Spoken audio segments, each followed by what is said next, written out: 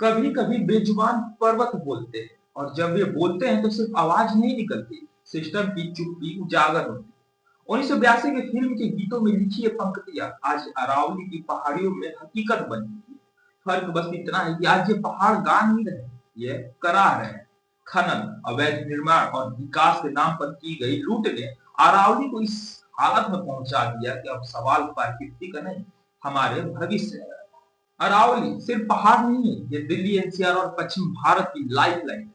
पानी, हवा, हरियाली और मौसम का संतुलन सब कुछ अरावली के कंधों पर टिका है। लेकिन आज इसी अरावली को कागजों में छोटा किया जा रहा है, सीमित किया जा रहा है और फिर उसी सीमित परिभाषा का फायदा उठाकर जमीनों की नई व्याख्या की जा रही है। हाल ही में सुप्रीम कोर्ट ने अरावली की कानूनी परिभाषा में स्पष्टता दी, लेकिन खतरा फैसले से नहीं, खतरा उसके इस्तेमाल से। जब 100 मीटर से नीचे की पहाड़ियों का अरावली मानने से इनकार होगा तो सवाल उठता है कि कल इन इलाकों को किस नाम से बेचा जाएगा।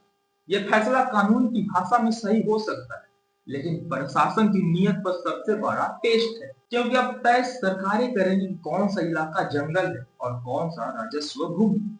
अब सवाल ये है कि कानून क्या करेगा।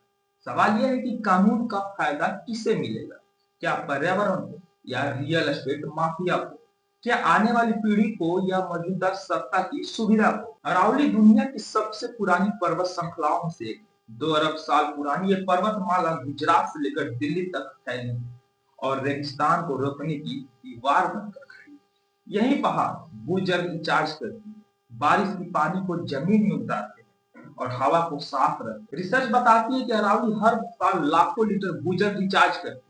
अगर अरावली गई तो दिल्ली एनसीआर का पानी भी जाएगा, हवा भी जाएगी और जिंदगी भी।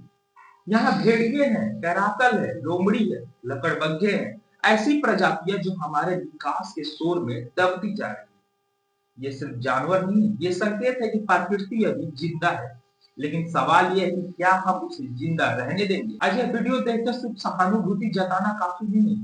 सवाल पूछिए, सरकार से पूछिए, सिस्टम से पूछिए, क्या अरावली बचाने की कोई ठोस योजना है या फिर ये भी सिर्फ फाइलों में दफन हो जाए।